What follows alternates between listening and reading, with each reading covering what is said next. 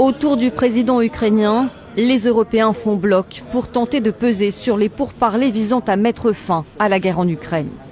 Mercredi, le Premier ministre britannique, le président français et le chancelier allemand ont discuté pendant 40 minutes par téléphone avec le président américain.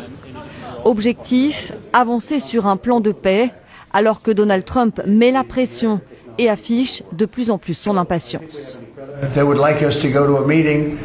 Ils aimeraient que nous assistions à une réunion ce week-end en Europe et nous prendrons une décision en fonction de ce qu'ils nous répondront.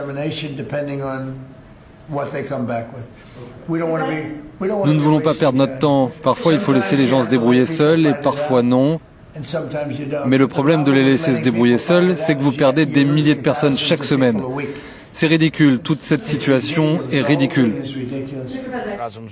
Déterminé à obtenir une solution négociée, Kiev a remis mercredi à Washington une nouvelle version de son plan pour mettre fin à la guerre. Il s'agit d'une contre-proposition au plan américain dévoilé il y a 3 semaines, un texte que Kiev et les Européens ont jugé trop favorable à Moscou, car il prévoyait de céder à la Russie des territoires non conquis.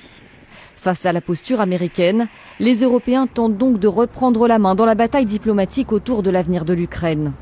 Après la réunion jeudi en visioconférence de la coalition des volontaires, une nouvelle rencontre est prévue lundi à Berlin.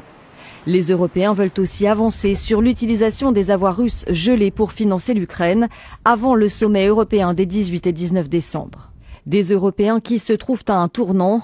Publiée la semaine dernière, la nouvelle stratégie de sécurité nationale américaine dépeint l'Europe comme faible et appelle le continent à prendre en main sa propre défense.